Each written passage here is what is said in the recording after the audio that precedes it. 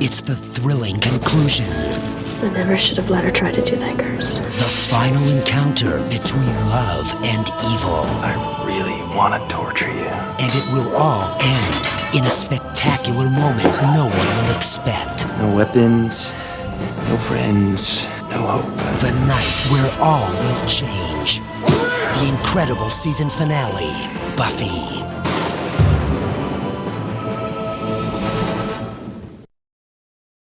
Buffy must face the world of evil alone. She has no idea what's in store. Now that Angel has returned to the other side. I'm back. But can she destroy the one she loves I know what I have to do. before he destroys her? To kill this girl, you have to love her. Buffy the Vampire Slayer on the WB.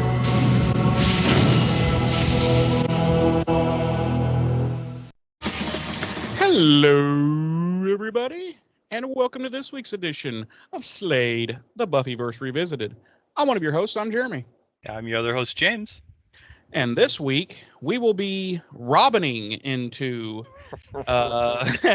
Season 2, Episode 22, the final episode of Season 2, Becoming Part 2. Yes. Lots of Robining twos at 222 Part 2. 222 Part 2. Yes. I figured since we Batmaned into it last week, we will Robin into it this week. I get it. I understand. Speaking of last week, we had a very brief conversation about the Slayer immediately preceding Buffy and who that may have been. Do you recall? Yes, I do recall that conversation. So I looked it up, and so I don't particularly follow the other media aspects of Buffy, novels, comic books, all that kind of stuff. Perhaps people who are listening or viewing do, and they were already aware of this. But I went ahead and looked it up, and the Slayer immediately preceding Buffy was a young lady by the name of India Cohen. Okay. She was born in 1978 in North Carolina, and she died in I do have mail, and she died in May of 97. Okay. And this was from the expanded universe? This is from the expanded universe. Yes. She was born in North Carolina. Her father was a U.S. naval officer, and her mother was a actress in the Philippines. She was called as the Slayer in 93 while she was living in Japan, where her father was stationed. Her and her watcher traveled all over Japan slaying vampires, where they witnessed Spike and Drusilla during that time, but never encountered them directly. And her watcher ended up falling in love. Much like Giles and Buffy. Which, of course, they had to keep secret from the Watchers Council. We know that Bill's still arguing with fucking Ted. Bill and Ted are the head of the Watchers. Fucking Ted doesn't even know who India is. No, Bill's he doesn't even know he's still on what's her face that Spike kills in the 80s in the subway. Right. He thinks she's still the current Slayer. Right. Bill's like, no, we've had 11 Slayers since then, you fucking mook. Right. Bill's like, they're India. She was born in North Carolina. She lived in Japan. He's like, but if she was born in North Carolina, why's her name India? Right. Ted's not the sharpest tool in the shed. Right, because Ted just refers to all the Slayers by where they were born. So, like, Kendra is Jamaica. Right. He's like, well, I thought we were on Jamaica. And he's like, I didn't even know you knew about Jamaica. Right. And he was like, well, but after last week's argument. And then Bill's like, by the way, Jamaica's dead now. And he's like, but we just had this conversation last week. Right. And yeah, it's a mess up there in Watcher HQ. Right. And then Ted's like, so are we getting a new one, or like, because there's still the blonde, there's still California, there's still Sunnydale. What's going on? And Right. Bill's like, no, there's going to be a new one because this one died. Right.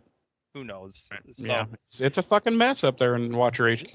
Which that brings me to the question of, in all the years of the Slayer line, which I would assume has been since the beginning of time. Actually, we do find out that that's true.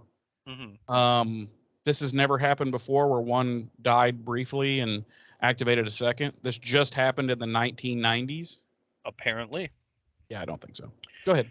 So in 96, India and her family came back to America and relocated to California, where they encountered wanderer mummies, or India did.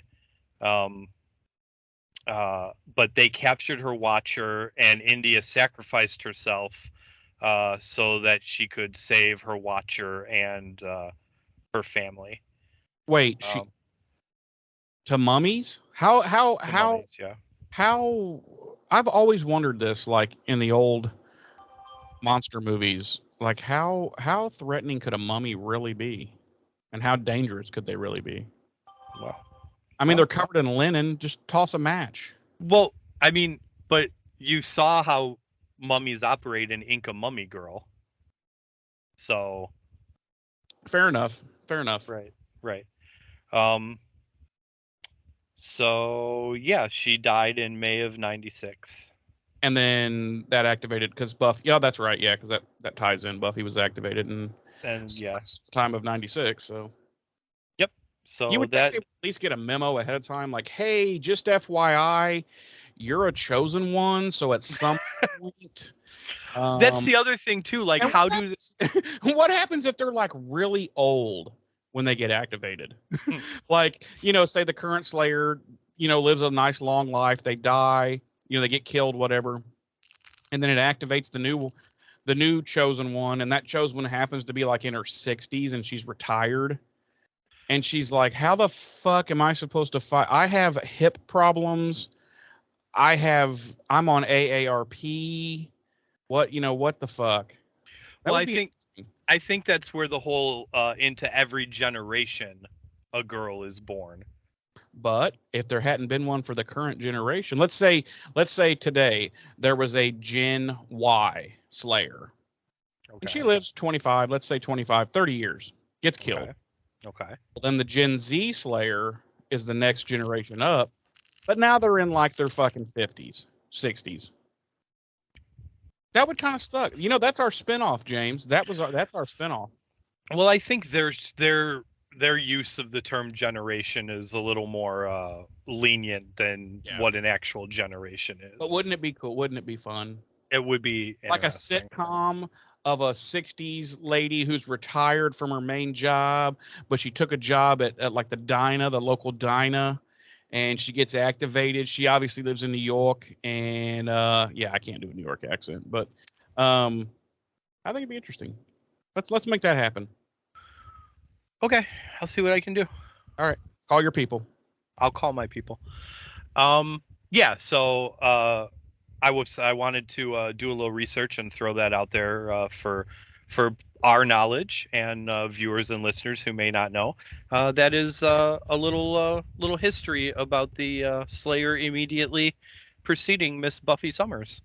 Delicious, absolutely delicious. Speaking of delicious, Jeremy. How would you like it? Okay. If I took some Parmesan cheese. Right. And perhaps a little Asiago cheese. Okay. Now I'm picking up what you're putting down. And I were to grate it finely. Right. Over some dates and deets. Oh, are you going to bake them after that? Toss it together. Okay. Put it in the broiler.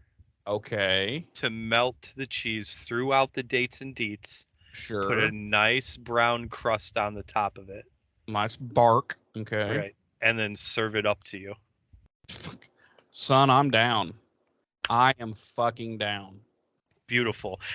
Because as previously stated, we are robining into Buffy the Vampire Slayer Season 2, Episode 22, the 34th episode of the series overall, and our Season 2 finale, Becoming Part 2. Our episode director this week is He Who Shall Not Be Named, and our episode credited writer is also He Who Shall Not Be Named. Our original air date was May 19th, 1998 on the now defunct WB network. Our regular cast, as always, includes Sarah Michelle Gellar as Buffy, Nicholas Brendan as Xander, Allison Hannigan as Willow, Charisma Carpenter as Cordelia, David Boreanaz as Angel, and Anthony Stewart Head as Giles. Our guest stars this week include Seth Green as Oz, Kristen Sutherland as Joyce, James Marsters as Spike, Robio Lamort as Jenny, Juliet Landau as Drusilla, Armin Shimmerman as Principal Snyder, and Max Perlich as Whistler. Our episode synopsis this week reads, Angel and Drusilla torture their captive Giles. Meanwhile, Buffy attempts to stop the mouth of hell from opening up and swallowing the earth. Mine reads, Spike strikes an unlikely alliance with Buffy to keep Angel from destroying the world. So they went a completely different route on mine. But both were accurate. Both are accurate. Yes. All right. Why don't you, Jeremy? Yes. How about if Okay. this week Yes. we trade places? Can I come to your house? I didn't mean physically. Oh, okay. How about All right. if you give me the cold open? Ooh, son. Now we are talking. And then I will pick it up from there and tag you in as needed, if needed. I love getting tagged in, I'll tell you that. I know you like to be tag teamed. Yeah. So we pick up right where we left off last week. And Buffy is knelt down next to the now bloated and rotting corpse of Kendra. It is disgusting at this point. Buffy actually looks around at one point and she goes, oh my God, it's in my mouth. I can taste it. And she's getting ready she's dry heaving at this point when the cops bust in, and they got their guns drawn on this 16-year-old kid. And they're like, hands up, blah, blah, blah, standard cop shit. And she's like, I didn't do this, and there's literally no physical evidence to show that I did this. But they're like, we don't care. We're going to fucking cop assault you anyway. So one of the cops leads her out of the library pretty roughly, while the other one goes to check on Kendra and the rest of the carnage there in the library. And Snyder walks up to them as they're bringing her out of the library, which I'm like, why is he there? It's like the middle of the night and he's still wearing his suit and everything. But anyway, he's magically there and he's like, Buffy Summers. And they're like, this girl? And he's like, never met her. And he just keeps walking by. Right. How come this is the first time in the history of Snyder's principality that he's been at the school after fucking hours? After like 3 p.m. Right. Yeah. Immediately suspicious. Yep. It's a setup because Snyder we won't give it away, but Snyder might be part of this. So anyway, he's like, Buffy Summers. And they're like, so this girl? And he's like, yeah. And if there's trouble, then she's behind it. So that's enough for the cop. And he's immediately like spins her around and starts telling her she's, has a right to remain silent. And he begins to cuff her. But then he gives her a cavity search. Yeah, right there in the middle of the school hallway. Yeah. And she doesn't stop him for some reason. She had the power to, but she was like, this isn't so bad. No? So no, she immediately spins around, like grabs the cop and like flips him over and just KOs him. And Snyder like backs up with his hands up. And I'm like, oh, please, just like at least a spinning roundhouse to his fucking head. I wanted her to fucking like jackknife her foot right through his fucking skull. Yeah, like you should murders him right there. But anyway, she doesn't, of course, because she's the good guy, and she just takes off running. And the female cop that was inside the fucking library, checking on the carnage, she comes out and sees this, what's happening, and Buffy's running away, and she draws her gun and just starts unfucking loading down the hall, like whizzing right past fucking Snyder's head. She fucking fires on this dude. 16-year-old little girl. Mind you, no evidence whatsoever that Buffy actually had anything to do with what went down in the library. No. And she just fucking, she's like a cop in 2022. Yeah. Who's a media, and it's stumbling, almost as though stumbling Buffy across the young black man. Yeah, it's like Buffy was an African American. Yeah. She's like, oh, were you studenting while black? And then she just pulls her gun out and just starts fucking. Right. But and Snyder's just like, real, and they're just whizzing by his fucking dome. And even he's like, you could have at least gave me a fucking shout so I could get down. But yeah, anyway, obviously they don't hit her. Buffy gets away, and the cop gets on her walkie and says, all units, we have a fugitive, a homicide fugitive, female, approximately 16 years old, and very dangerous. And I'm like, well, okay, I guess maybe because she KO'd the cop, but she's acting like they just lost fucking Jeffrey Dahmer, like a convicted multiple serial killer is on the large, but anyway. And that is our cold open, James. That is our cold open. And when we come back from the credits, we see Buffy infiltrate the hospital dressed in black coat. Literally just putting a hoodie on. She's wearing all black, and she's at the hospital now to check on her friends, and she stumbles upon Xander, who tells her that Willow suffered some head trauma, and the longer she's unconscious, the less likely it is that she'll wake up. I do want to say, in a moment of uncharacteristically Xander not being a creepy pervert, there's a brief part in this scene where the cops are coming and Xander grabs Buffy and hugs her to kind of hide her.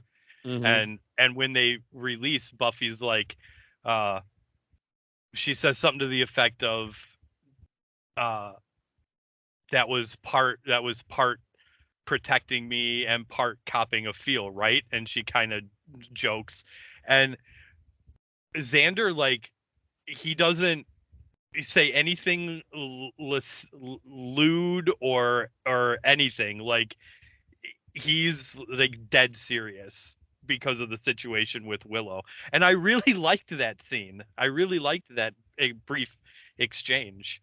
But I also took it to assume, like, of course he copped a feel. I mean, wow, it's Xander, of course. Right. I mean, he was like, he already had his fingers in her crack during that hug. I mean, it's fucking Xander. So, anyway, go ahead. So the longer she's unconscious, the less likely it is that she'll wake up. And at about that point, Cordelia arrives and says that she took off running, and she thinks she was about 3 counties away before she realized no one was chasing her. And I'm like, there's no way she ran 3 counties in those heels with those fucking breast implants. But anyway. And then she, again, like, phenomenal Cordelia growth in this scene.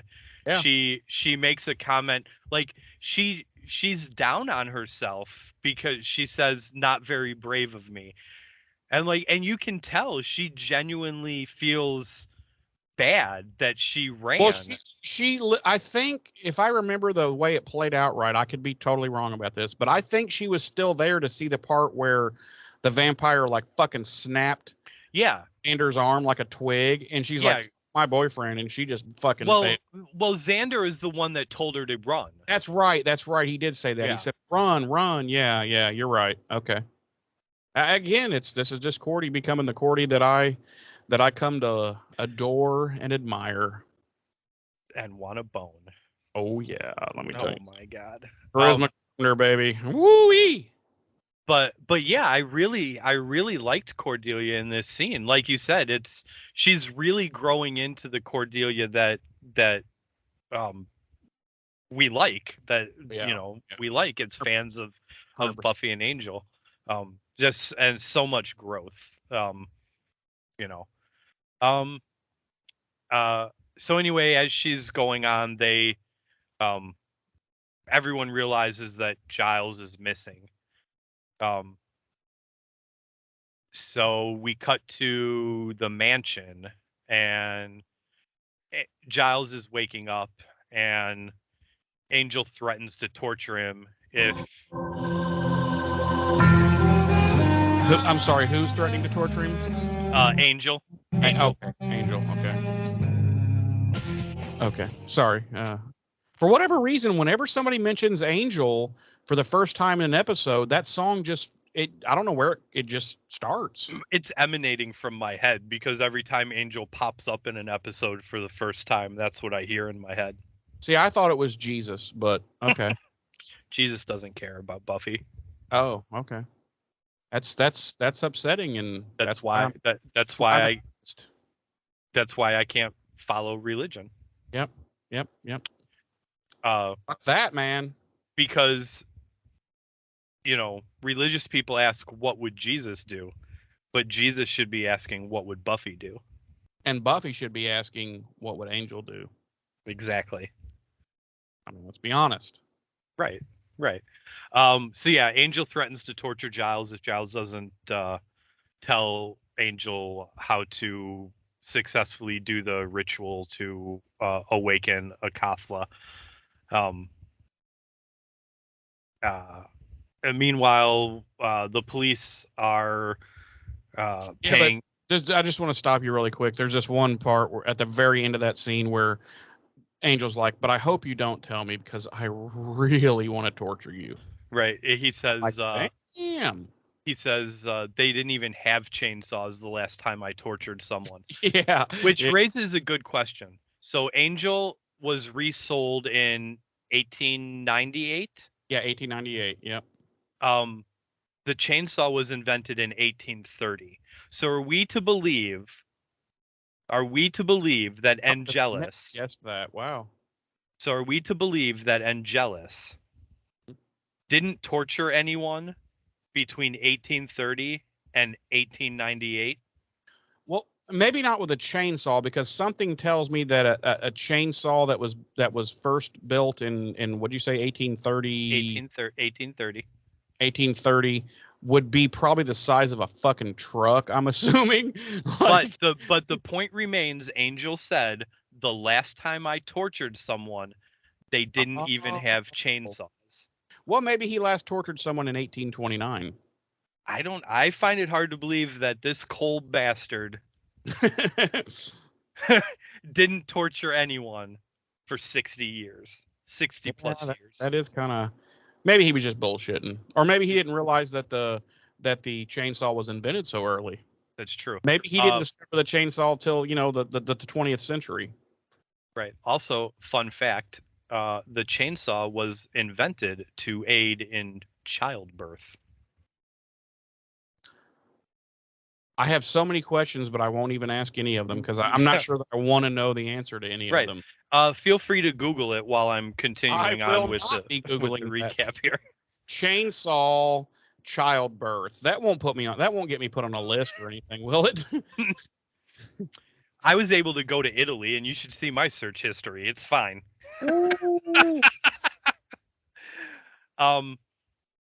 So yeah, the police have paid Joyce a visit, and they're telling her about what happened, and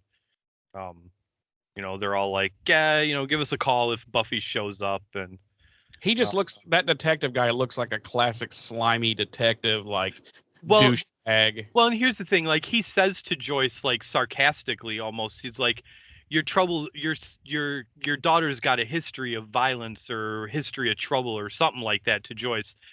But he phrases it as a question, and like he knows she does. It's the same fucking detective that came and investigated when she pushed John Ritter down the stairs. Yeah, exactly. I would be like, get the fuck out of my fucking house, you fucking bacon smelling. Sorry, go ahead. Wow. Yeah. Meanwhile, Buffy has headed over to Giles's place, and she encounters Whistler. Which we never get in it every time she. Okay, I'm sorry. I know I keep interrupting you. I'm sorry, but so she runs into Whistler here at Giles' house, and then the next time she comes, there's either one or two more times she comes to talk to Whistler. He's still at Giles' house. What the fuck is Whistler doing at Giles' house? How does he know Giles? Does he have a key? Why does he have a key? Why doesn't Buffy ever bring this up? Like, what the fuck are you? Why are what? Get the fuck out of my what? But no, none of that. So, right. I didn't know if you had an answer. I don't. I would say, based on context clues in the episode, Whistler had come looking for Angel. Because he does at one point, I think it's in the later scene where Buffy encounters him again at Giles's house. He does say something to the effect of he always took this for Angel's big moment. He just didn't realize he'd be the one awakening Akathla. He thought he'd be the one stopping him. Right, but I'm just like, can we figure out what the Giles connection is here and why he's at Giles' house? And yeah, that unless maybe he went to Buffy's first and the cops were there, so he was like, I'm gonna try the Watcher's house next. It would have just been nice if they'd have thrown in like a single line where he's like, "Yeah, me and Giles go back a ways," something like that. Right. No. I don't think because Buffy never even brings it up. Like, so why are you at my Watcher's house? Who's missing? Right. Like, I would immediately assume he's involved. I'd have grabbed him and beat him up for answers. Right. You know? I don't know. Yeah. Again, like I just from context clues, I think Whistler's looking for Angel. Kind of maybe wasn't aware that Angel had gone to the other side again. But that's just my interpretation. He is a switch hitter. We know that. So. So yeah, she meets Whistler, and we kind of find out that I mean, we already knew this, but you know, he reiterates that he's a demon, you know, sent to balance out good and evil, and you know, that means stopping Angel from reviving Akathla, and he gives Buffy some cryptic, nonsensical ramblings about knowing how to use the other sword, and you know, it doesn't make any sense to her, and so she leaves, and on her way back home, she gets stopped by a cop, and the cop pulls a gun on her, and suddenly the cop again immediately draws down on a 16-year-old girl who might weigh 110 pounds soaking wet. And he's like 6'5", you know, a couple of bills, and he gets out of his car, pulls out like this fucking hand cannon, and like points it right at her fucking face, and he's like, instantly aggro. But he does get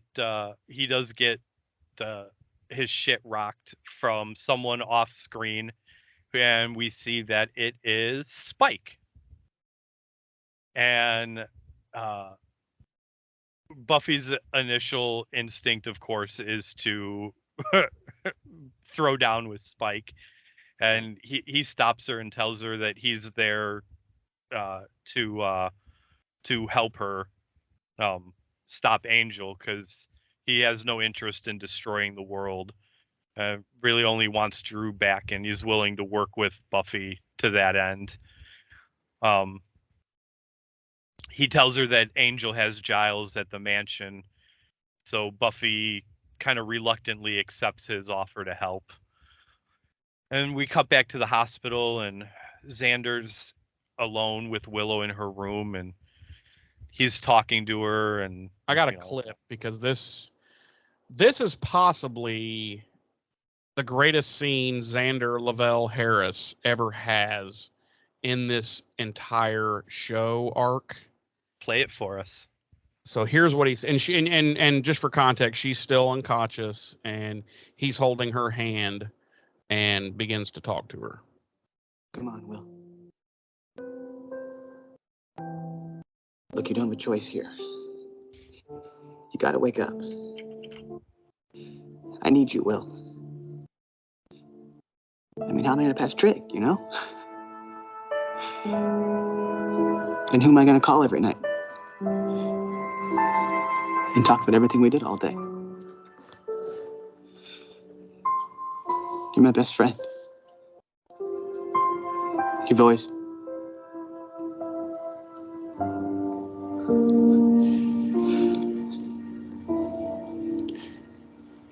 I love you.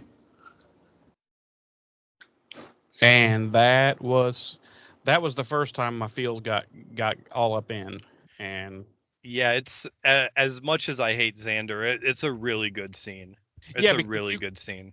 You could always tell throughout all the episodes of both seasons so far that he and Willow have always shared a special, like, that they are just soulmates in the context of platonic soulmates, you know. Right. And this is because, you know, I can put myself in this position with, you know, and it's like, wow, yeah, that'd be deep. So yeah, as he's, you know, saying that to her, her eyelids begin to flutter, and she wakes up a little bit, and she starts to mumble for Oz, who does indeed show up at that moment. And Xander immediately says, "Fuck you, I take it all back." Right. And then he elbows Oz in the fucking Adam's apple. Crushes his windpipe. And Oz just got there, so he doesn't even know why he's been attacked. Right. And then Xander pulls a gun from fuck knows where, shoots Willow and kills her, and then puts the gun in his mouth and kills himself. Yeah. It's like, whoa, that escalated. It took a turn. It definitely took a turn. Fucking A, right, it did. So I think Xander leaves the room, right? When Oz shows up? He gets up and he says something to Oz, like, as he's like past, like, talk to her, or you know, glad you're here, something like that. And he leaves, and Oz goes up to her bedside and takes her hand, and and that's when they have a little conversation briefly. Yeah, like he kisses her forehead, and and then we cut to Spike and Buffy walking back to Buffy's house as Joyce pulls up, and she's kind of frantic with worry and wondering where Buffy's been and who the hell Spike is. And Buffy and Spike have this funny little improvised moment where they make up the excuse that Buffy's in a band with Spike, and she plays the drums and Spike's the singer. And they all start to head inside, and they get attacked by a vampire, and which Spike and Buffy make quick work of, right in front of fucking Joyce. And Buffy stakes it and dusts it a foot and a half away from her mother. Right. And Joyce is staring on in disbelief, and she's like, what the fuck is going on? And Buffy drops the bombshell. Mom, I'm a vampire slayer. And finally, the cat is out of the bag. The cat is out of the bag. And then what's happening after that, Jeremy? They turn around towards the house, because that's where they've been standing in front. And this son of a bitch is on fire. And it is, no, they, I mean, you know, they go inside the house, and you kind of left me in an awkward spot here. I'm trying to find. So yeah, yeah, I'm lost, bro. You're gonna have to keep going. Okay, that's fine. That's Yeah. fine. So we cut inside the house, and Buffy's on the phone with Willow, um, and she's kind of filling her in, her and Xander in on what's going on, and as she's telling them, we cut to Spike and Joyce sitting in the living room, and there's just awkward silence, and then we cut back to Buffy kind of still giving Willow and Xander the rundown. And then we cut back to Spike and Joyce again, and they're still just sitting there in silence. And finally Joyce is like kind of eyeballing Spike, and she's like, "Have we met?"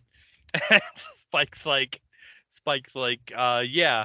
You hit me over the head with an axe one time. Remember? Get the hell away from my daughter. Yeah. And Joyce is like, oh. Um. I'll take over now. I've called. Okay. I've called now. Okay. So yeah, they're both quite relieved when Buffy finally re-enters the room, and they don't have to make this awkward small talk anymore. And Buffy tells Spike she'll accept his offer of help, but she says Drew dies because she killed Kendra. And Spike's like, "Fuck that. That's part of the deal. Drew. I'll take her, and we'll leave, and you'll never see us again, hopefully. But that's the deal. No Drew, no deal." I love Spike in this scene too, when Buffy's like she killed Kendra, and Spike's like, Yeah. she's like, Drew She bagged bagged a a Slayer. Yeah. And then like he looks at Joyce and he's like, well, she didn't, good on her, she didn't even tell me. Yeah. And then he looks back at Buffy and he's like, oh, I guess not from your perspective. Yeah. Yeah. So he insists that Drew must be unharmed, and Buffy relents and says, "Okay, fine, but if Giles dies, Drusilla dies." And so Spike leaves, and here's my only complaint of this whole episode: is this kind of deal here. This brief interaction between mom and daughter is, we only see Joyce, and she kind of only comes around when she's being a bitch and like an overbearing bitch who's unwilling to try to understand the situation, and it just irks me. But Buffy's like, "I've got to go. I've got to," and she's like, "No, you're not leaving this. I'm not leaving you leave this house." And Buffy's like, "Don't you think I'd like to be normal, but I'm not. I've got to go save the fucking world again." And so she tries to like physically block Buffy from leaving, and Buffy just has to kind of give her a little she basically bitch slaps her all the way across the kitchen. And no, she just kind of shoves her, and she kind of slams back against the island, and Buffy opens the back door and starts to head out, and she's like, "Don't you even think about coming back if you leave this house." And Buffy just kind of looks at her like, "Okay," and she leaves. And I'm like, what kind of mother? Like, what? Don't think about coming. Anyway. Joyce is just so poorly portrayed. It takes them a while, and it continues into season 3. I mean, we're gonna see it. I think it starts to level off a little bit after the first few episodes of season 3, but definitely in the premiere of season 3. Mm-hmm. But honestly, everybody's kind of a dick to Buffy. I know, but it's like in the premiere. Joyce is never around very much. Right. I'm talking specifically about like the Yeah. premiere of season 3. Yeah. I think the Joyce thing does kind of level off after that, but she's definitely in these first 2 seasons, she is there solely as another antagonist Yeah, Buffy. as just an unhelpful, Right. just bleh. Um, Like this now is she's dropped the bomb. Like, Mom, I am the chosen one. This is not the life I want to live, but I have no choice. Blah blah blah. Your mom, you would hope that Mom would be like, oh my, okay, what can I do to help you, to make your life easier? right. You Oh know, my let's god. let's Oh my gosh. So much of the last, 3-4 years makes so much sense now. right. I was You such know, a fucking close-minded bitch. I'm sorry, but no, she doubles down on the I'm mom and blah, blah, blah, blah, blah, blah, right. blah, and it's like barf, you know. But I really like this scene. Not necessarily because of the Joyce aspect of it, but again, SMG knocks this out of the park. Well, the one redeeming thing about the scene is that I think this is the moment Buffy grows up. Like, Um, this is the moment that Buffy becomes Buffy to me. Like, Buffy becomes grown up, save the world, fully embracing the fact that she's the Slayer. I disagree. I think that comes later in this episode. I do agree that that happens in this episode. Mm-hmm. I think it comes later. As far as like, I hesitate to use the phrase embracing that she's the Slayer. I think she's already embraced that. Like like she's aware of it, she's accepted of it, she's accepting of it. I think later in the episode is when we get that um growing up, for lack of a better term, moment where it's the realization that being the Slayer really does mean doing whatever is absolutely necessary to save the day. Yeah. Um, but SMG, as always, knocks it out of the park in this scene with Joyce. You really, um, and it's something that hasn't been touched on a lot this season. It was touched a lot on in the first season, but again, we really get the emotion and the idea that this is a teenage girl. Mhm. Like, this is a little girl dealing with with literally the end of the world, and she doesn't want to have to deal with that pressure, but she has to. And um Mom is being a bitch. and again, like, SMG knocks it out of the park. She's phenomenal in this scene. And something else I like about this scene is that would have been a perfect slam the door moment, like, for the dramatic effect. Buffy Yeah, walks but out she and just slams the leaves it door, ajar. but Yeah. she doesn't. And to me, watching it, her leaving the door open instead of slamming it was so much more effective Yeah, than because if she she had was slammed so it. hurt, and like, I have to do all of this. I might have to kill the love of my life. I'm doing what I have to do to try to stop the end of the world.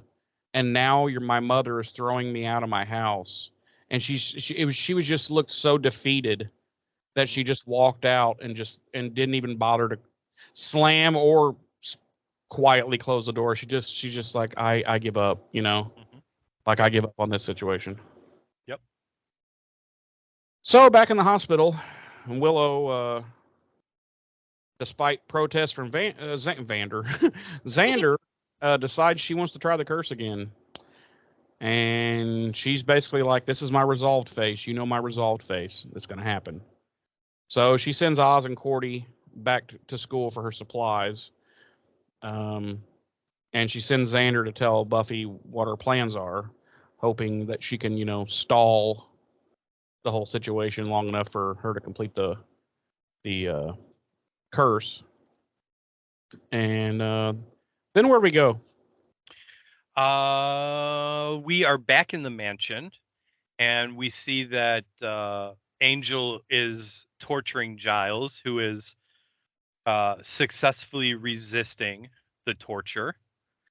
Um, uh, he, I love this scene. Uh, Angel, like, gets in Giles' face, and he's like, I can make this all stop if you just tell me what I need to know, and yada yada. And Giles is like, okay, please, make it stop. And he's like, Giles says to Angel, you need to perform the ritual in a tutu. Yeah. And then he calls him a pillix. Yeah, which I had to look up, and that basically just means idiot. Yeah. It's like English slang for. Yeah. Yeah. And then how it ends with Angel yells for someone to get him the chainsaw, right? Yeah, he's like, all right, Yeah. bring me the chainsaw. Yeah.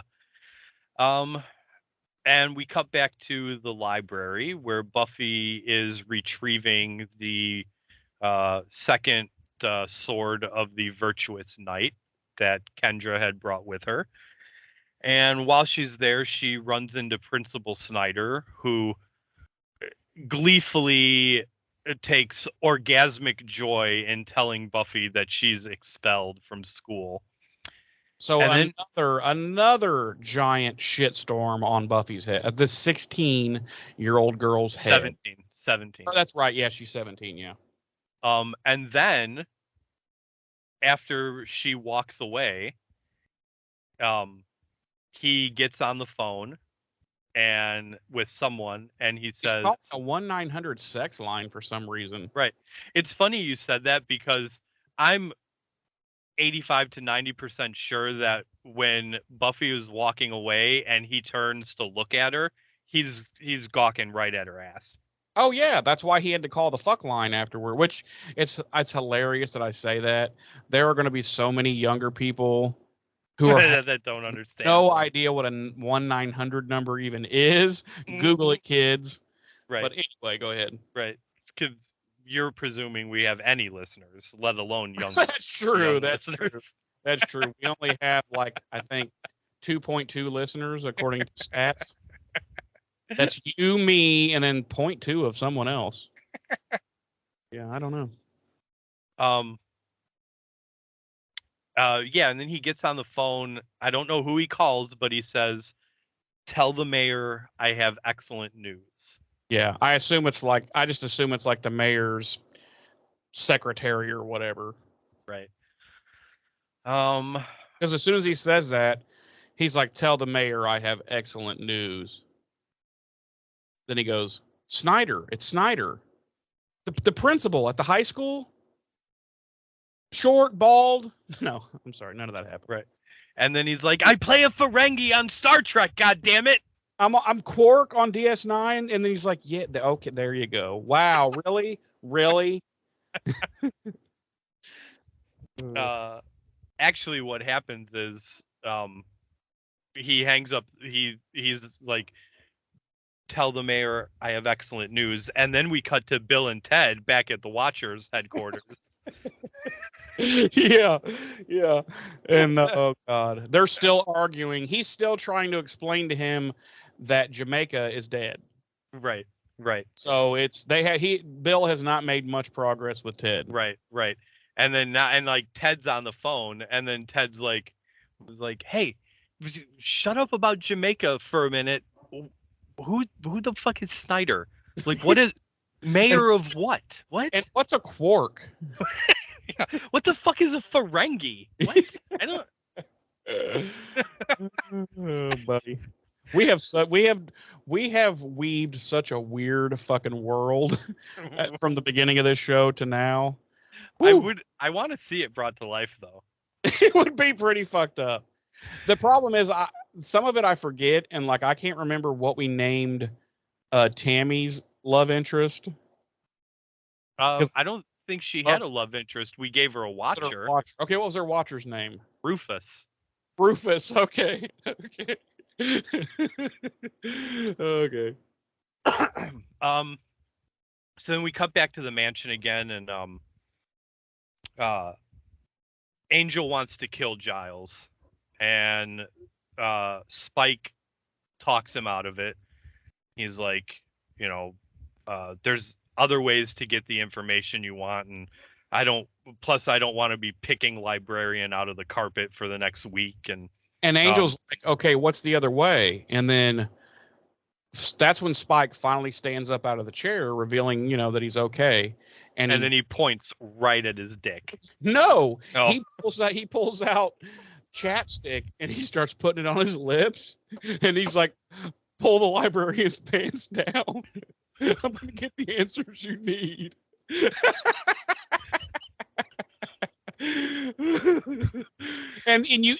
Just faintly, just faintly in the background, you hear do do do do do do. Buffalo Bill's song. Just ever so faintly. Right. And Spike's like, you sucked the big stone demon dick, so I'll take this one for the team, buddy. He's like, at least he's English and so am I. I've always had a thing for him, I'll be honest, so. But he's putting that fucking chapstick on thick, man. Right. No. Are we done? No, let's keep it going. Yeah. Yeah, and then Spike tucks himself and opens his trench coat and just starts dancing. And for some reason, he looks at Angel dead in the eye without blinking. He's like, would you fuck me? And Angel's like, what? And he's like, I'd fuck me. I'd fuck me hard. And Angel's completely fucking grossed out by this entire thing. Right. Angel's like, I don't. He's like, I'm sorry, I'm not gay. And then he starts getting a little, right. He's like, oh, and he's tasting his vomit. Yeah. It's right. And he's like, after he's done vomiting in his mouth, he's like, I'm not gay. And Spike's like, what about that time in Budapest? Right. And he's like, I was on drugs. Okay. Right. I ate someone who had taken LSD. Right. So give me a break here. Right. Like, okay, so you're just conveniently gay. Okay. Right. Whatever. He's like, oh, you're gay when Darla's around and wants a menage a trois. Yeah. But now she's dead, so it's a no-go. Is that what it is? Fine, whatever, dude. It's cool. Whatever, self-hater. Right. He's like, it's cool, fine. It's like, I didn't want to do it anyway. I'm not gay either. He's like, fine. I just did it because the moment, Right. Like, because, it's fine. Whatever. It was a very awkward scene, this. Yeah. Very awkward. And then he sits back down in the wheelchair and he turns himself around and you just hear Well, and then you hear like and you're like, what? What would that? But that's something that Spike's into, What is going on here? What is the people listening are like, what the fuck is happening? Dude, you unsubscribe from that piece of shit podcast right now. They are mentally fucking deranged. They're like, they haven't even actually talked about what's happening in the episode for like 20 fucking minutes. Yeah, they're making up shit that obviously is fucked up in their fucked up heads. So you need to delete that. And then they're like, do they have a live journal account? Because that's going to be some fucked up fan fiction. Live journal? Holy fuck. So anyway, Spike's like, there's other ways to get the information. And he calls Drew in and he asks her if she wants to play a game. And she's like, funny you should bring that up because she actually has Connect 4 with her. She does. She has Connect 4 with her.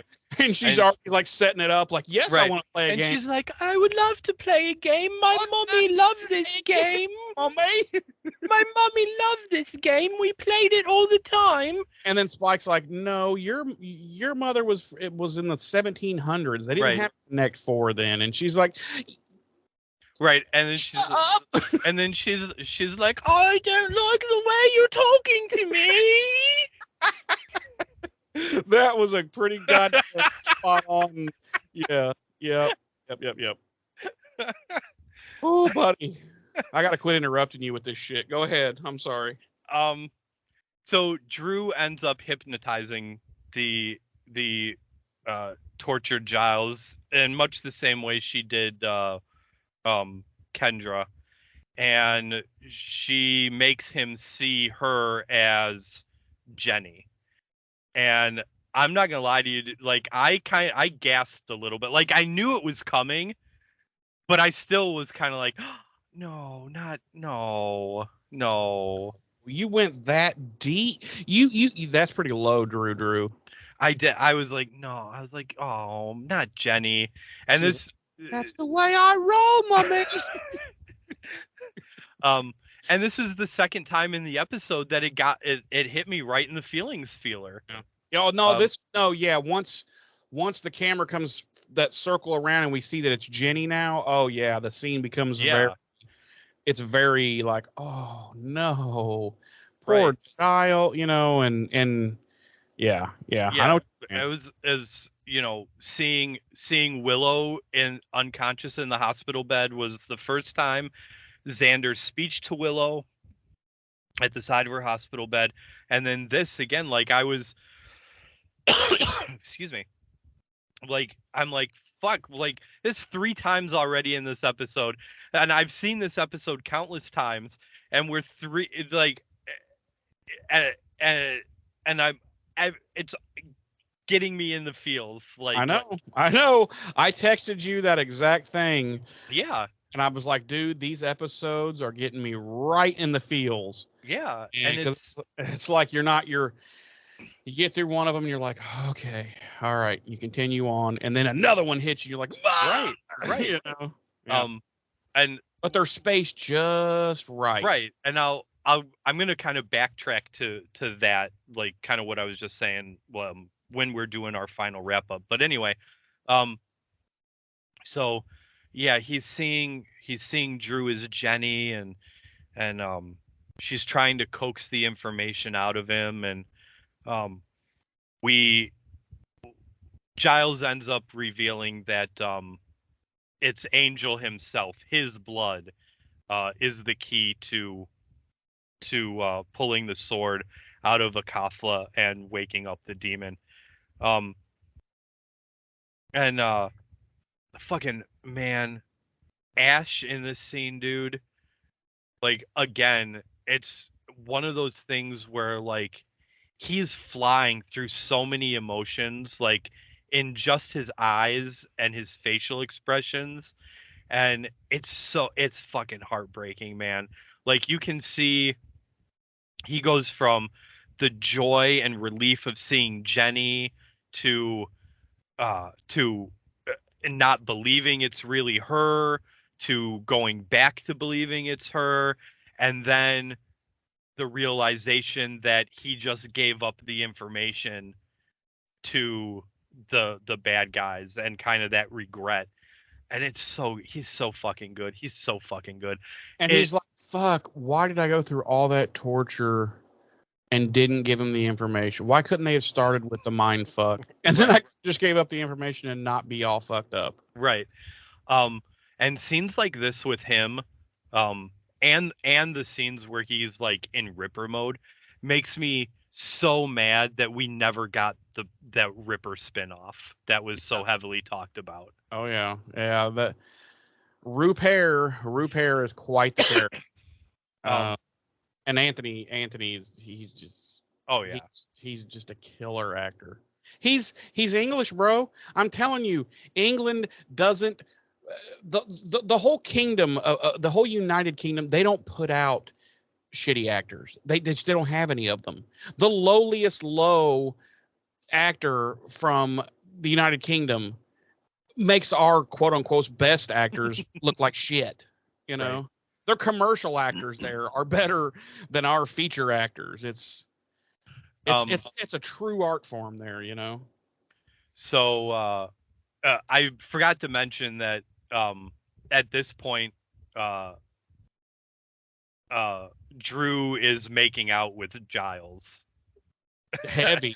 And so we cut back to Angel and Spike, and Angel's like, "Oh, of course it's my blood. Like it has to be my blood, you know, yada yada." Yeah. Right. And he tells Spike to kill Giles, and Spike is like, "What if he's lying?" And Angel's like, "Yeah, you're right. Don't kill him." And then they look over and they see that Drew's still going at it. They're still making Giles, out with... and they're like, "Drew, honey, we're done. We're done here." and she's all like, "I'm sorry, I got caught up in the moment." Um, and that's kind of when you see like that final wave of regret and like, oh my god, I can't believe I just gave up the information on Ash's face. It's just so good. It's so good.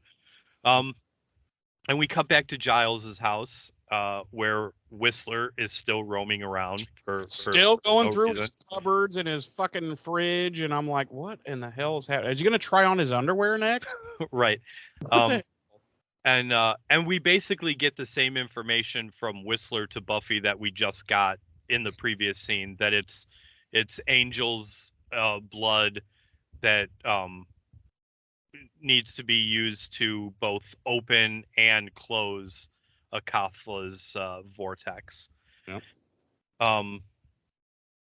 So we cut to the next day, and we're in the hospital, and Willow begins to do the ritual to restore Angel's soul. And Angel begins his ritual to revive Akathla.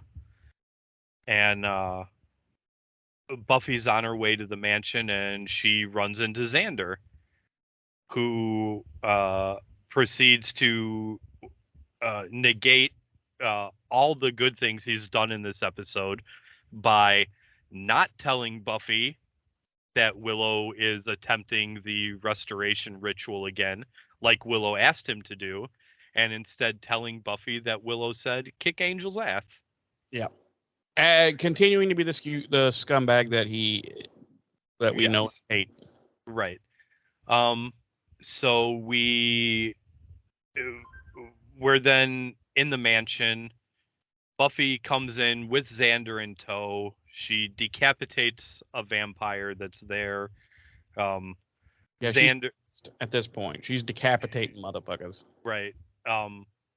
And as soon as she decapitated him, I hate that I'm this way. What are you gonna say? My immediate thought was, there can be only one. Oh, okay. I thought you were gonna say I was waiting for the quickening to start. Oh, I mean, same thing. Same. Yeah, yeah. So Xander comes in right behind her, clocking vampires with his fucking casted fist. Mm-hmm. That's funny. Like a classic '80s bad wrestler with a fake cast. He's using that fucker, And it's funny because when I was looking up stuff for this episode, a couple different places listed that as a goof. Like Angel comes in and hits a vampire with his broken hand. And I'm like, that Xander, yeah. And I'm like, that's not a goof. That's Xander using that hard ass cast to his advantage. Yeah. That's been a thing in wrestling and movies and shit for like, that was deliberate. Right. No, I'll tell you what the biggest, at least that I noticed, the biggest goof was goof 'em up and oopsie when we get to it. Okay. So Xander rescues Giles, and Buffy faces Angel, and Angel's all like, "I don't have time for you," blah blah blah. Buffy's like, "You don't have much time at all," and Angel's all like, "Come on, like, you really think you can take all of us on at once?" And Buffy's like, "No, I don't." And Spike gets up out of his wheelchair and proceeds to beat the ever living fuck out of Angelus with a fucking crowbar. He beat the brakes off of this dude. He Jason Todd's that motherfucker. Yes, he does. Do I need to explain that reference? Well, not to me. Okay. But you might, I don't know. Batman reference, guys. The Joker beats the second Robin, Jason Todd, to death with a crowbar in an abandoned warehouse. Woo. Yeah, this is a Negan Negan-esque beating. This is a Negan level beating. Yes. Angel's eye has popped, has gone full Glenn, and has popped out of his head is all fucking deformed. Right. It's yeah, and he's already just like, fucked up. yeah, he's fucked. Fucked up. It's fucked up. But don't worry, because 15 seasons from now, Buffy's gonna forgive Spike, and then they're gonna go to their own spin-off show together. Right. Right. Anyone that's not caught up on The Walking Dead's not gonna understand what the fuck I just said. But anyway, I'm actually not caught up on it, so I don't even know what you said. Okay, we can talk about it later. Okay. So, like, I love this. I know you hate Drew, but I love this. So Spike's like beating the brakes This off. is the funny part, yeah. Beating the brakes off of Angel, and Drew's watching, and she finally has enough, and literally, like, from off camera, she's like a fucking like a chihuahua or a miniature pinscher or something, just like if this is Spike laying the beating the living hell out of Angel right here, all of a sudden this is what you see from Drew. Yeah. She's like, and she lets out this little yelp and just tackles Spike off of Angel. Mm-hmm. So Buffy's fighting another vampire while she's distracted with that, and while Spike and Drew are trading blows, Angel, gets a hold of himself and gets up and completes the ritual, pulling the sword from the stone body of Akafla. We cut back to the hospital.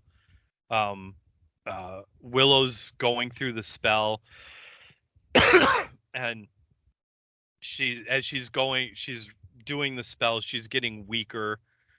She's having trouble breathing.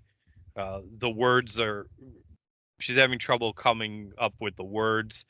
And then all of a sudden her head jerks up and back down, and she starts spewing this fucking ritual in perfect Latin, like something has taken over Willow's body. And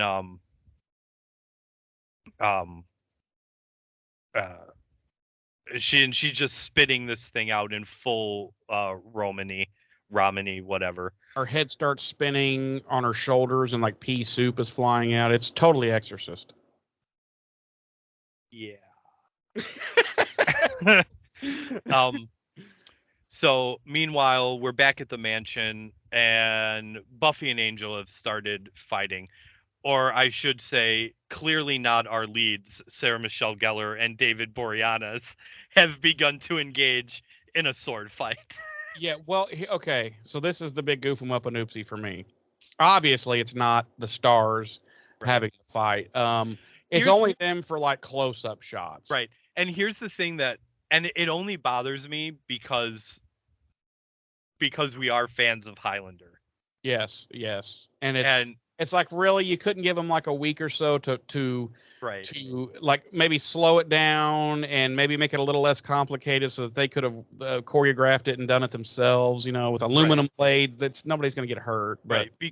Because we know that even the one-off guest stars on Highlander, that's them in those that is sword always fights. Them. Yes. They go in 2 weeks early, and they get a whole week to practice the choreography with Adrian. Yeah. And those sword fights a lot of them were way more intricate and hardcore than this one. Yeah. So although they did go out of their way, not all the time, but a lot of times they went out of their way to find people who were good with stage combat already or sword play in general. It's being a fan of Highlander and knowing the efforts they went to behind the scenes to ensure that it was the actors engaged in those fights. Mm-hmm. It always disappoints me in movies and TV when it's so obviously not our actors doing that. But anyway. And the other thing that always takes me out of it is what they use for the clang noise. And like the sword on sword clinging noise in this was terrible. Right. But anyway, what were you gonna say? The big goof 'em up and oopsie. So the goof 'em up and oopsie is, I mean, obviously it's not the stars. We know this. and it's only them in the close-up shots. Apparently, someone had made the call that during this climactic battle, Angel was going to be vamped in vamp face because every time we see the stunt performer from a distance, he's vamp faced, but Angel is not vamp faced. And so apparently someone made a call like at one point, like, okay, forget the vamp face. We'll just have him stay in human form for the whole fight. But they'd probably already shot all of the scenes with the two stunt performers. Right. And they're like, nobody will notice. And it's like, yeah, we noticed. I noticed. I bet if that is the case, I bet they did it because it more emotionally impactful to have Angel in his human face than his demon. Probably something who must not be named would make the final call on and say, you know what, probably more impactful if he's aimed. But I disagree and say the fight should have been as Angelus, and then when what happens and the eyes flash, he should have went back to Angel at that point. You know what I'm saying? Like, I think that would have been a little more impactful, but right. So yeah, Angel and Buffy are engaging in a sword fight, and Spike gently renders Drew unconscious. I don't know how, because in order for this chokehold to work, it would have had to stop the flow of blood or oxygen or air, of which there are neither of which Drew has. There is a flow of blood because they drink blood to keep themselves strong and all that jazz. So I would assume there is a blood. But do you think there's actually blood pumping through their body? No. Right. I don't either. So yeah, probably a bad idea. He probably should have clubbed her in the head with he should have picked up the wheelchair and just beat the brakes off of her. Just like he was doing to Angel. And the whole time he's like hitting her with it, he's like, I don't want to hurt you, but you made me you're making me do this. No, he's like, the whole time he's hitting her, he's like, I'm gonna put you back in this wheelchair, bitch. You're gonna see what it's like to ride around in this fucking thing for 6 months. Well, she knows. She was in the wheelchair when the show started, remember? Yeah, but she was not so like weak. Well, he was like completely confined, So yeah, he renders her unconscious and scoops her up and starts to leave, and he peeks outside because Buffy and Angel are outside now, and Angel's got Buffy disarmed and on the ground, and Spike looks out and he's like, what does he say? He's like, he's actually gonna kill her. He's actually gonna kill her. And then he goes, he's like, he's actually gonna kill her. And then he turns around and walks off. So Angel's got Buffy on the ground disarmed, and he gives her this little speech, take away your friends, your weapons, yada yada yada, and what's left. And he goes for the killing blow, and Buffy says, me, and she grabs the sword in between her hands and forces it back into Angel's face. And she picks up the other sword, and they engage in more sword fighting.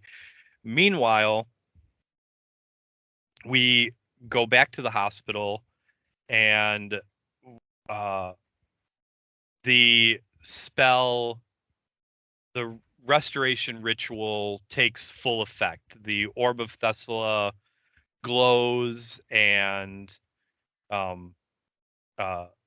disappears, and we cut back to the mansion, and Buffy has gained the upper hand over Angel, who is on his knees in front of his back to Akathla, and she's getting ready to strike the killing blow, and Angel kind of lurches in pain, and we see his eyes glow yellow, like they did in the flashback to when his soul was restored before. And he's confused. It's pretty much just like the flashback. He's confused. He has no idea where they are. He asks Buffy what's going on. And she just realizes what has happened, that his Right. soul is back, that it's Angel again. And I have a clip of their play it. conversation. I love you. Close your eyes.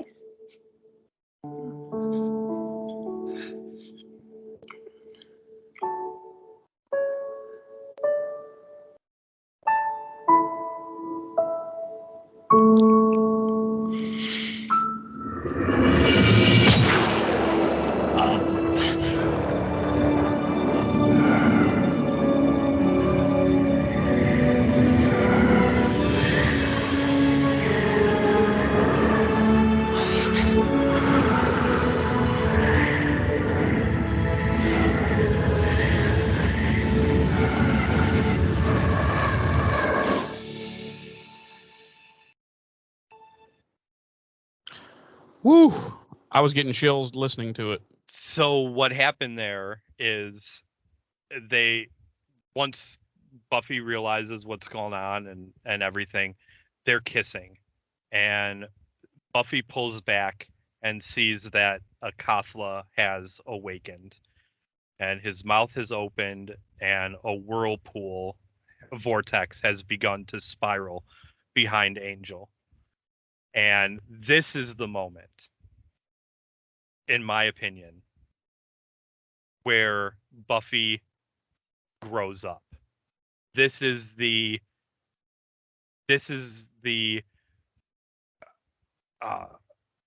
like I said, I feel like she's already accepted the fact that she's the Slayer, but this is that means I have to do whatever is necessary to fulfill my role as the Slayer and save the world. And fucking Sarah Even Michelle though Gellar, the love of her life has just returned, and he has no idea what's been going Right. on. right? She knows that she has to stab him with this sword to close this So- vortex, and to send him into hell dimension. Yep. And close this vortex. So she tells him to close his eyes, and when he does, she rears back and she drives the sword straight through him. Into Akathla. And he disappears into Akathla, into the vortex as it shuts down. And I am not kidding when I tell you, at this point, even rewatching it now, I cried Like a bitch. Like a bitch. That's right, because I did too. I am not gonna front at all. I don't know. I will sit here and 100% admit to you and everyone listening, tears Yep. streaming. Because if you're really emotionally invested into a show and into characters and stuff, and something like this happens, and you don't have an emotional response like that, There's something wrong. There's something wrong with you. Something wrong with you. Yeah. Yeah, that's why I text you, said, bro, this shit got me right in the feels, you know. And I'd like to point out something too. I don't know if you caught it. Okay. The beginning of this two-parter. Okay. The last thing Angel hears in his mortal life, Liam hears in his mortal life, is close your eyes. Oh, that's right. The last thing Angel hears in his immortal life is close your eyes. That's right. I forgot about that. Yeah, nice callback, bro. Nice tie-in. I was wrecked because I was wrecked. because think about this too. I had to call off work for 3 days. Because think about this too. Like, Angel loved Buffy. Okay. Mm-hmm. Angel loved Darla. Oh yeah. In And some jealous way. and jealous loved Darla. Right. In whatever ways vampires are capable of that. Sure. So that's the two women he has loved in his entire lifetime ended his life. Yep. And one ended his mortal life, and one ended his immortal life. Yeah. Yep. Absolutely. Yeah. And man, fucking, we've said this so many times. We've said it during this episode. Sarah Michelle Gellar, man, she was so good in this scene. She was so good in this scene, especially after Angel gets sucked. Like she's killed Angel, like there is so much happening, and She goes from kind of a sad-ish but determined kind of demeanor to just instantly loses it when he swallows into that vortex and it closes behind him. Yep. Because she just realized he's gone forever. You know, he's and not just gone. I think she realizes that was a portal to the hell dimension. So, which apparently there's nothing worse than that in this universe. Right. And so she has sent Angel, who technically is utterly innocent of anything that Angelus has done. She just sent him as Angel to the hell dimension. Yep.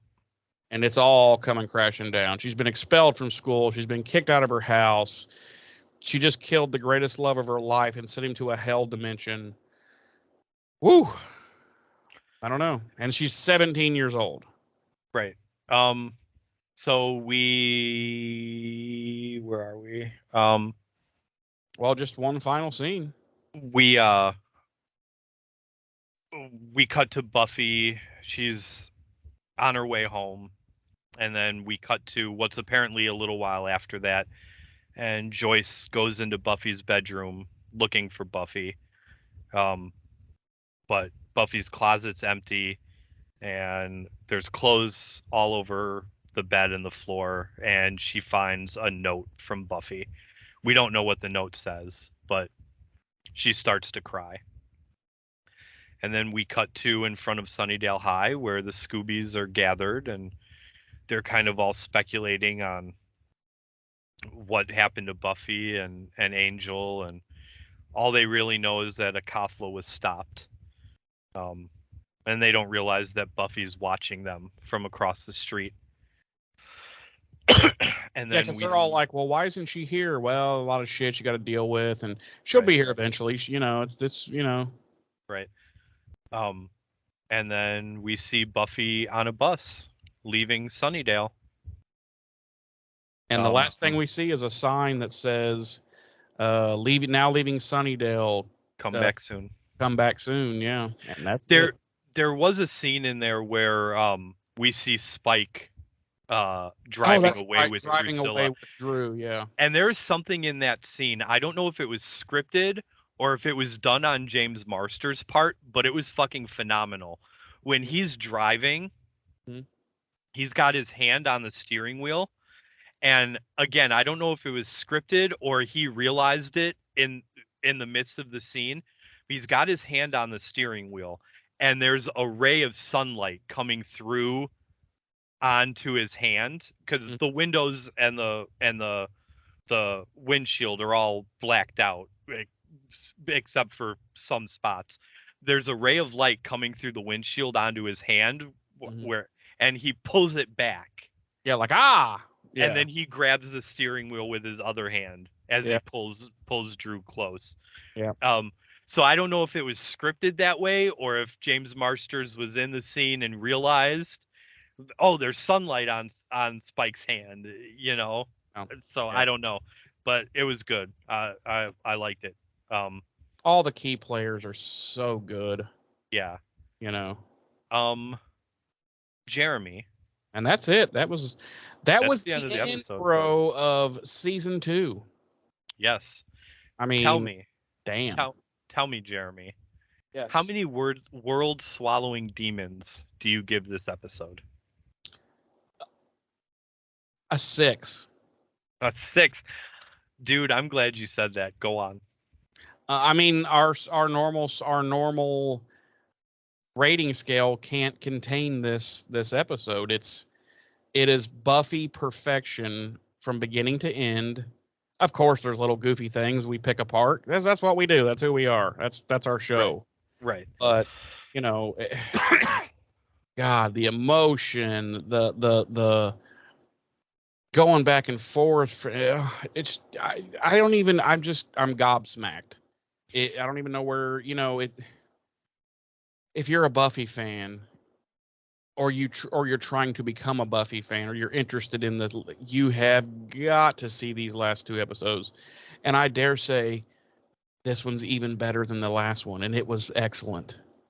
But this one is kind of on its own. The emotion, the fact that Buffy, this 17-year-old girl, has now all of these things just came crashing down on her within like a 24-hour period, and so she's leaving town. She's like, what else am I gonna do? I can't. I just got to go. And that's what she does, and that's where we're left for the end of this season. And it's just like, dude, it couldn't have been any better, because you couldn't have just sent her back to school the next day and they all congregate and they're like, dun dun dun dun dun. I mean, it's just perfection, utter fucking perfection. And as someone who saw this for the first time, I was like, oh man, I can't wait to see where the fuck this goes. Like, what season 3 is gonna. It's like, woo-wee. So it's a 6, bro. And I'm not ashamed to break our scale. James. Yes, sir. Yes, sir. How many severe beatings with a crowbar do you give this episode? A 6. I was gonna break the scale too. I'm so glad you did it. I'm glad you did it first, buddy. Right. Like, I could not. Like, I could not, because everything that a 5 episode is, this was it, and then some. And then some. Like, yeah, a little sprinkle on top. Like, again, there is nothing wrong with this episode, like you said, and like I said, and when we last week for Becoming Part 1. Yeah, we nitpick here and there. Yeah, we go off on our little tangents, but that's not a reflection of the quality of the episode. Like, this is so good. It is so good. It flows. It is the perfect companion piece, the perfect follow-up to the first part. It flows so well as one. I watched them back to back, as you did. It flows from the beginning of Becoming Part 1 to the end of Part 2. It's just so smooth. Everyone is so good. It is phenomenal. This it's Buffy at its best. It is quintessential Buffy. This and Becoming Part 1 100% make that list of episodes you show someone that has never seen this show and you're trying to get them into it. They may even be the first 2 episodes you show someone. It could be, yeah. You show them these episodes and you hook them background, and then you say, okay, here we go. And you hook them and you say, now go start it from the beginning. I've talked about this before. I talked about it in Becoming Part 1. The last 15 minutes of this episode were the very first thing in the Buffy universe I ever saw. Mm-hmm. And so it worked on you. I was floored. I had to know more. It's just so good. And let's talk a minute about subverting expectations. Okay. I remember, and this goes back to watching it, that last 15 minutes, the first time I ever saw it. I remember sitting there watching it and being like, they're gonna restore this guy's soul. Like it's gonna happen. Like, that's the end game here. That's what's going to happen. That's the resolution. And I remember thinking that when I first saw this, not having the benefit of rewatching or knowing what, because I watched it when it originally aired, so there was no season 3 yet or anything. And I remember sitting on the edge of my sister's bed watching it with her, after she had spent 2 seasons telling me, you need to watch this show, it's really good, and me being like, no, I saw that shit ass movie, I don't want to watch this fucking show. Yeah. um and I remember sitting there and being like, well, like, this is good, but I know what's going to happen. They're going to restore his soul, like the happy ending. And then They did. and they did, and they did. But And then she still has to kill him to save the world. Yep. And I was like, I'm tearing up thinking about it right now, dude. That's ballsy shit in I was television like, writing back then. I was like, what the fuck is this? Mm-hmm. And I was hooked. And that is subverting expectations, and that is so Joss and the rest of the writers are so good at that in this show. Maybe not so much up to this point, but definitely from here going forward. And I'm going to talk about this more when we finally get to Angel, especially that first episode, City of, because talk about subverting some expectations. Yeah. In a pilot. But anyway, it was so good, and I was hooked. And yeah, this is a 6, man. Everything about this is perfection. And I think it's after midnight here. I think I'm gonna go watch them again when we're done. Yeah, I've done that before when we've recorded. Yeah. They're just so good. They're so good. Yep. And it's I think it's a testament to the quality of the writing and everything that I've seen these episodes. This probably marks maybe the 7th or 8th time I've watched these episodes, and Sure. every time I get emotional at the same beats. Yep. I know it's coming, Mm-hmm. and I tell myself, not this time, not this time. I'm not gonna cry. I'm not gonna cry. I'm not gonna cry. And then she fucking drives that sword into that bastard's chest, and there's tears on my face. I cannot help it. Yep. That's the mark of a good writing. It's so good. It's so good. Anyway, Monsterology, again, nothing. Kafla's complete fabrication of the writing team, and that's fine. It doesn't matter. It does not fucking matter for these episodes. Yeah. Because that's not where the story is, really. It's really not. Right. Our body count this episode is 4. We've got 2 vampires staked by Buffy, 1 beheaded by Buffy, and Angel. Yep. A little behind the scenes. This is the first time that so as we all probably know, the episode credits always end with the Gur Arg monster going across the screen and doing Gur Arg. This time the monster says, "Oh, I need a hug," instead. And this is the first time a variation of the Gur Arg sound was used for the show. It pulled in 4.2 million households on its original airing. That's 400,000 more viewers simply because than the first part of this, and that's simply because it fucking hooked people, and people called other people and said, "Fuck you, fucking fuck! You got to see this last fucking episode, fuck."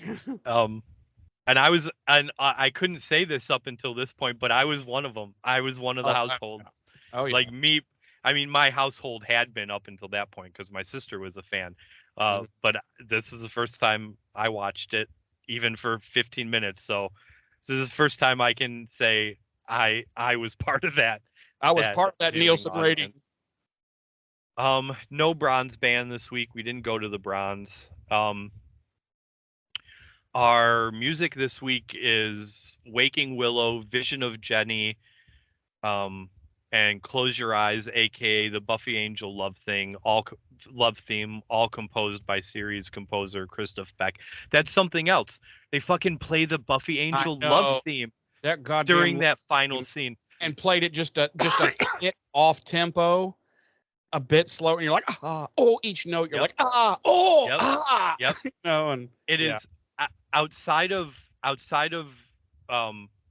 the actual bands that made it onto like the Buffy the Vampire soundtrack, to me, and probably to a lot of fans, that is the most recognizable piece of Buffy score, hands down. Anytime it plays, it's instantly recognizable, and anytime it plays, you're probably in for some heartbreak.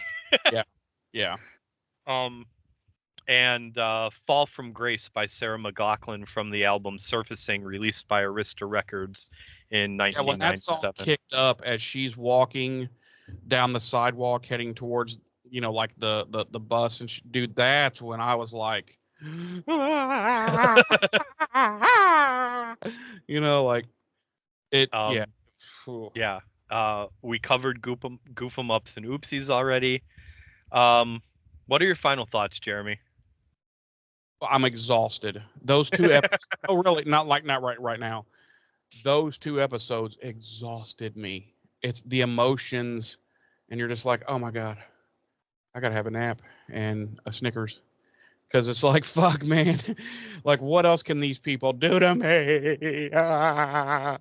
And as looking back on it now, like, I can't wait for season 3 to start, because like, I know things that are going to happen, obviously, but there's also lots of stuff that I'll be rediscovering, like we do every episode.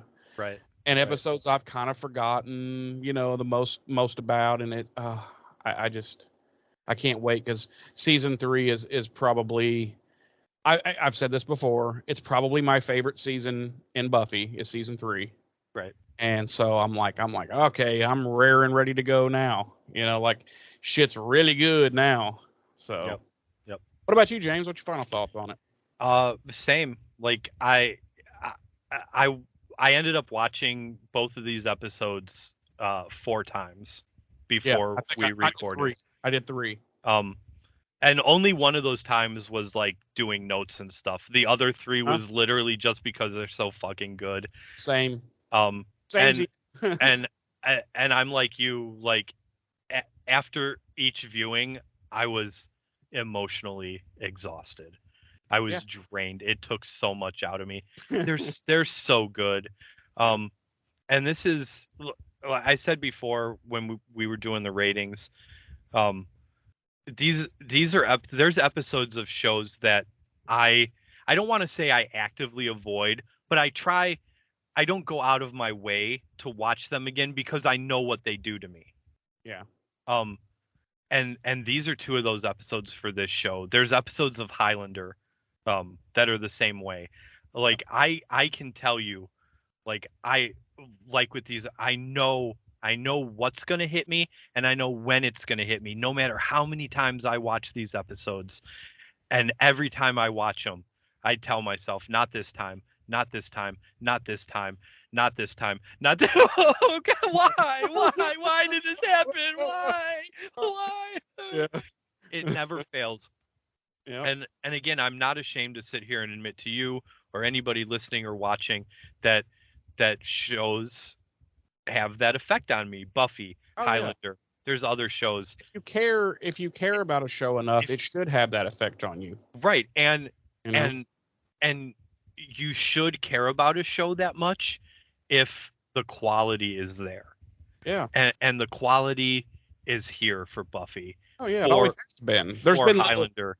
The first 2 seasons there were bumps in the road and stuff, but there's always been quality. Right.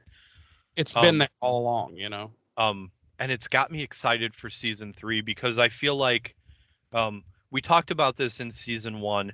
It was very season 1 kind of teetered with the idea of an overall story, but it wasn't really executed very well. Yeah. Season 2 did the same thing. It was executed much better than season 1, but it was still, there's still something, it wasn't as cohesive as maybe it could have been Until towards the end here. right. Yeah. This last string of a few episodes, I feel like they did that, and then going into the writers room for season 3, they were like, this is what we're good at. This is what we're really good at. Stringing together an overarching story for 22 episodes where literally everything is connected somehow, no matter how minutely. And each episode is a piece to that final end game. Because you, like I said, you got the idea that that's what they wanted to do in season 1. It didn't work out so well. Clearly that was the intent here in season 2 again. It wasn't, I don't think it was really necessarily executed well until after Angel lost his soul. Yeah. Then it started to pick up. It started to pick up a lot. And they really double down and pick up and run with that momentum into season 3. Yeah, Season 3 really does lay down the idea that they can tell an overarching story and have the entire season connect to that end game in some shape, form, factor. So yeah, I'm really looking forward to diving into season 3. I think season 3 is probably my favorite season, as it is yours. Oh, yeah. It's probably the best season of Buffy, in my opinion. It sadly doesn't have what I think. It has really good episodes. It definitely has 5 episodes. Does it have some of what I think are the best episodes of Buffy? No, unfortunately not. Yeah. But it is such a good season. But it's an overall. It's to me, it's much less of it's much stronger collectively than the previous or following seasons. Oh yeah, 100%. Yeah, 100%. And I think that's what makes it my favorite is that. Oh, me too. There's way less stinkers and way less. Right. Like they know they got their fucking blinders on and they got tunnel vision and they're like that's where we're going. You know. So. Because as we get into season 4 and later, you've got, the seasons aren't that great. They still manage to maintain the momentum of telling an overarching story and whatnot, but you really have in those seasons 1 or 2 standout episodes that ultimately are probably the best episodes of Buffy. Yeah, but the rest of the seasons are kind of, like it's no secret to you that I feel like season 4 of this show, it's one of the worst seasons of any shows, and it's going to be very difficult to make it through 22 episodes for me of season 4. But so I am going to thoroughly enjoy season 3 as much as I possibly can. I'm going to suck up every little delicious nutrient juice from season 3.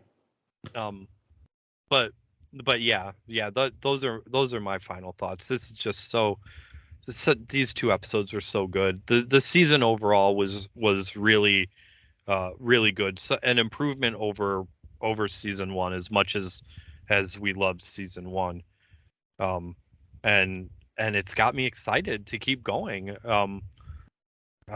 Yeah, because James, here we are. We are now concluded with, what is it, 34? 34 episodes, I believe. Let me double check. We have now done 34 episodes of this show. We are now done with season 2. Season 2. We've go on our month-long sabbatical that we always do between seasons. Yes, we will be returning January 2nd with season 3 Episode 1, Anne. The 35th episode of the series overall. That's right. I'm looking forward to it. I think I've enjoyed doing this more the second season than I did the first season. Even though I did enjoy doing the first season. Yeah, because we got our shtick down better, but also because the episodes were a lot less painful to get through. I like the little imaginary side universe we've created that we've created and arranged and like that just doesn't exist. And yeah, it would make like the Rick and Morty writers be like, "Oh, damn, that's what." Ooh. You know, so. I like how irreverent we get sometimes. You know, so yeah, I've really enjoyed doing this. A lot more this season. I wouldn't still be doing it if I didn't enjoy it. Right, so. Right. And I'm knowing what's to come in season 3. I'm not just excited to watch season 3 again. I'm excited to do this with you for season 3. Right. Because I think knowing you and I, we're gonna be able to build this imaginary side Buffy world we've created. Let's just say Tammy the Vampire Slayer is gonna have a lot to do this coming season. And Rufus, don't forget Rufus. Right. So yeah, I'm looking forward to it. I hope, I do know we get irreverent and we get sidetracked in our own little stuff sometimes, but I hope it's all out of love of the show, you know. It is all out of love of the show, and I hope that the people that listen and the people who watch, I hope they get that. I hope they understand it. I hope they muddle through it if they don't particularly enjoy it. Yeah. To kind of get to the meat and bones of the show as we discuss it. So yeah. That's all I've got. All right, then. No, everybody check us out at BuffyRevisited.com. You'll be able to find links to all of our stuff, all of our socials. There'll also be a link to our email address, which is BuffyRevisited@gmail.com. We want to hear from you, whether it's good, bad, or indifferent. Yeah, so just reach out to us. Check us out. We're going to take a month-long break, but we will be back in the new year of 2023. Season 3, episode 1 should drop January 2nd. If for any reason that changes or whatever, we will let you know on our socials. We will keep everyone up to date, but I don't foresee that changing. That should be pretty easy to do because I can't wait for this next season. So right. Yes. Keep for anyone that does follow us or does want to follow us, keep an eye on Facebook. That's where all the updates will be. Social is going to be, yeah. Right. Twitter. After this episode drops, our Twitter will be gone by the time season 3, episode 1 drops. Our Twitter will be gone. I think the past. Yeah. I'm literally only keeping it up now just for continuity purposes through the end of this season. But I don't. It won't be. I'm not gonna say it'll be gone, but it will not be actively updated anymore. Starting maybe with keep it just in case something miraculous happens with the platform and we're able to return to it with some semblance of sanity. Right. And notifications are turned on for it and will continue to be. So even though we won't be actively updating the Twitter or whatnot, if that is your social media platform of preference, you will be able to reach us through that still, even though we won't be active on Twitter. we will get those notifications if you choose to reach out to us that way, and we will respond to that. But yeah, our primary social will be Facebook, to get a hold of us, to talk to us about. Or Buffy Revisited at gmail.com. Right. That'd probably be the quickest and easiest, especially if you have something long form to share with us, then right away we will probably talk about it on the show. Oh, unless you specifically ask us not to. Right. 100%. So with all that being said, I want to thank everyone for joining us in these first 2 seasons of our show. We are new to podcasting. We both love it.